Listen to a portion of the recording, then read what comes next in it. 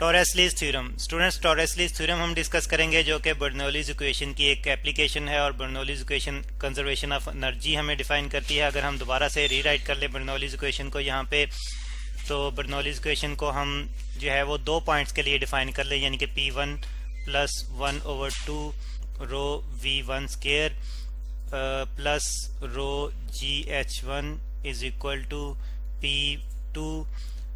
P2 plus 1/2 rho V2 square plus rho GH2। तो students, ये हमने बर्नौलीज इक्वेशन को 2 पॉइंट्स के लिए फ्लूइड फ्लो करा है इन 2 पॉइंट्स के दरमियान में, और उसके लिए हमने रीराइट कर लिया बर्नौलीज इक्वेशन को। अब हम इसी की मदद से जो है वो टॉरेस्ली थ्योरम एक्सप्लेन करेंगे, और जो कि एक्चुअली हमें बताता है कि किसी भी ऑब्जेक्ट की वेलोसिटी जो है वो कैसे, किसी फ्लूइड की वेलोसिटी जो है वो कैसे इंक्रीज या डिक्रीज हो सकती है, और हम कैसे उसे कैलकुलेट कर सकते हैं। तो उसके लिए हम स्टूडेंट्स एक डायग्राम यहाँ पे ले लेते हैं, और इस डायग्राम में हम देख रहे हैं कि एक वाटर टैंक है, इसमें वाटर है और ये इसका लेवल है, और लेवल की हाइट हमने रिप्रेजेंट की हुई है, टोटल हाइट H1 है हमारे पास, ठीक है।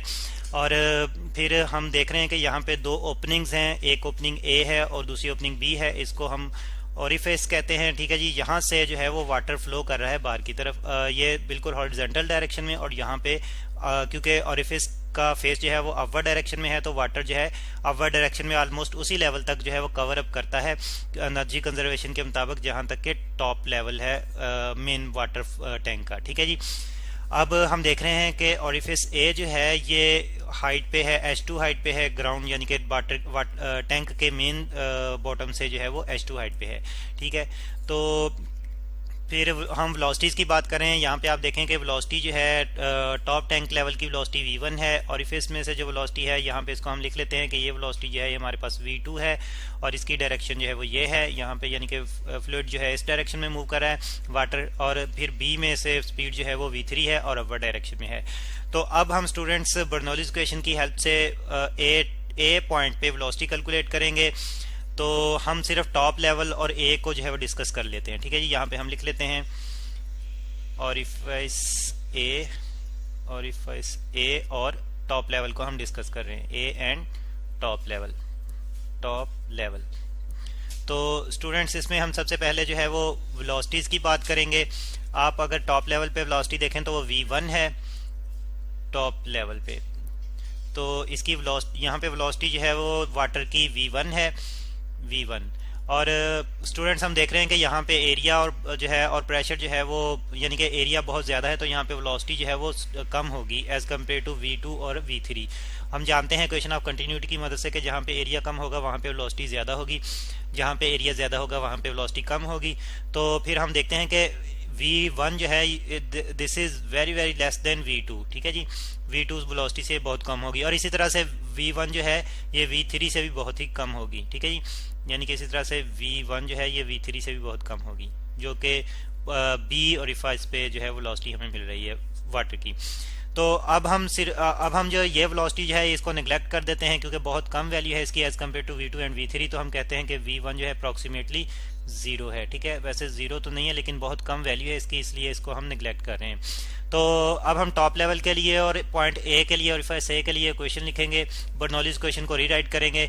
और फिर इसमें हम एक और भी बात देख रहे हैं कि जो यहाँ पे प्रेशर है, यहाँ पे प्रेशर जो है वो भी एटमॉस्फेरिक प्रेशर है, ठीक है। यहाँ पे हम लिख लेते हैं कि ये प्रेशर है यहाँ पे, और इस तरफ से भी जो प्रेशर अप्लाई होगा, स्टैटिक प्रेशर जो सरफेस एरिया पे अप्लाई होता है वो भी एटमॉस्फेरिक प्रेशर ही है, ठीक है जी।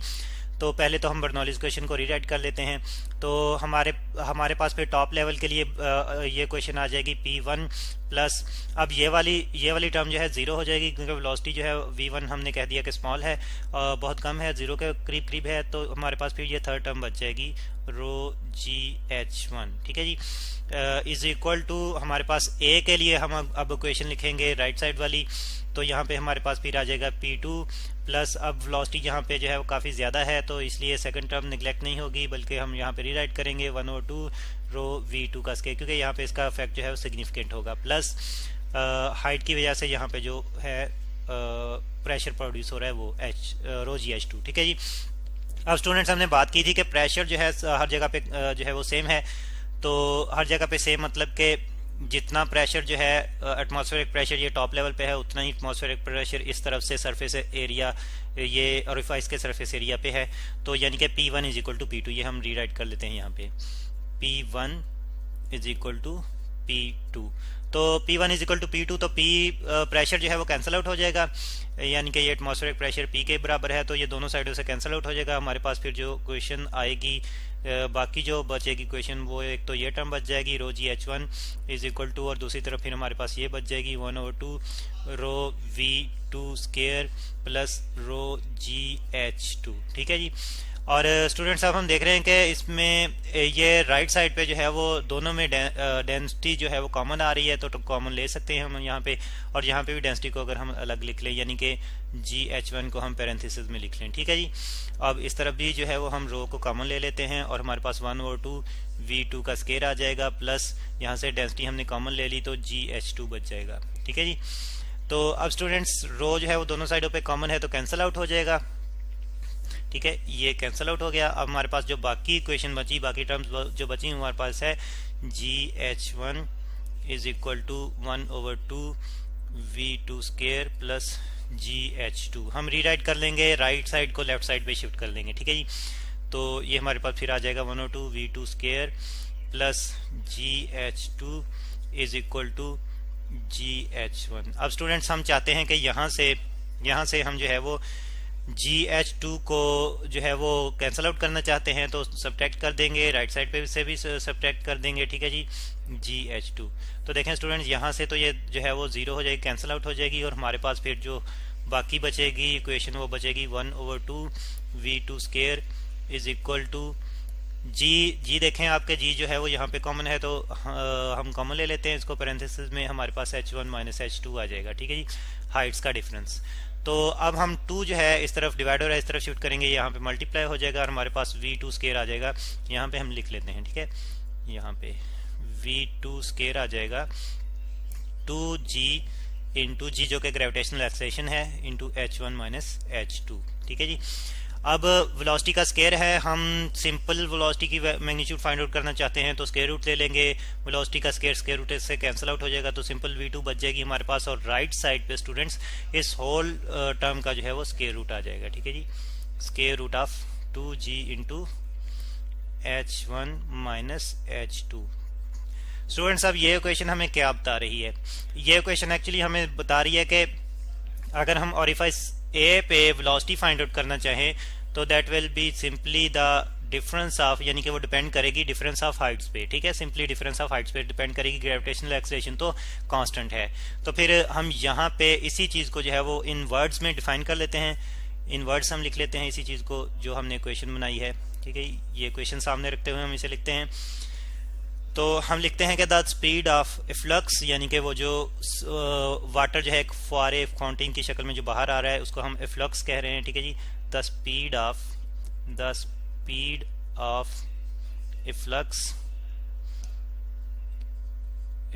फ्लक्स इज इक्वल टू, ये वेलोसिटी यानी कि उसने कैसे गेन की, वेलोसिटी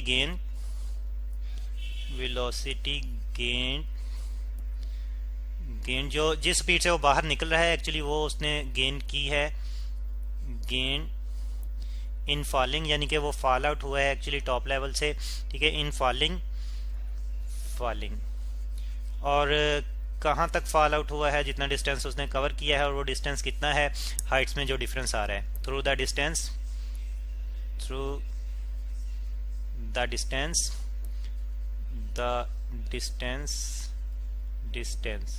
कितना डिस्टेंस आ रहा है जी, हाइट्स का जो डिफरेंस है। ठीक है, H1 माइनस H2। ठीक है, देखें जरा गौर करें इस डायग्राम पे कि ये यानी कि यहाँ तक पहुँचने में उसने कितना डिस्टेंस ट्रेवल किया, H1 माइनस H2। ठीक है जी, तो वही यहाँ पे हम जो है वो रीराइट कर रहे हैं। तो और फिर कैसे किया ये डिफरेंस, यानी कि ये जो है वो कैसे डिस्टेंस ट्रेवल किया, ग्रेविटी की वजह से वो फॉल आउट किया under the action of gravity, under the action of gravity. और जी जो है ये हमें क्लियरली बता रहा है कि ग्रेविटी की वजह से जो है वो ये डिस्टेंस ट्रेवल हुआ under the action of gravity. ठीक है जी, तो ये है स्टूडेंट्स टॉरेस्ली थ्योरम। और फिर अगर हम इसमें देखें तो इसका मतलब यह है कि एनर्जी कंजर्वेशन यहाँ पे वर्क करती है, और अगर लॉस आएगा तो वो सिर्फ विस्कोसिटी की वजह से आएगा, फ्रिक्शनल फोर्सेस ऑफ टैंक की वॉल की फ्रिक्शनल फोर्सेस की वजह से आएगा।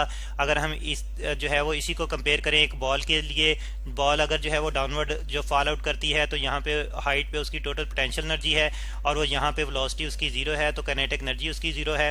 फिर वो एक distance h1 minus h2 cover करती है, तो यहाँ पे पहुँचते हुए फिर वो वेलोसिटी गेन कर लेती है, और वो वेलोसिटी भी बिल्कुल उसी तरह से ही, और वेलोसिटी की वजह से वो काइनेटिक एनर्जी गेन करती है, और ये वेलोसिटी भी एक्चुअली हम बिल्कुल उसी तरह से ही जो है वो कैलकुलेट करते हैं जिस तरह से हमने फ्लक्स की स्पीड कैलकुलेट की। ठीक है स्टूडेंट्स, तो ये है स्टूडेंट्स टॉरेस्लीज थ्योरम।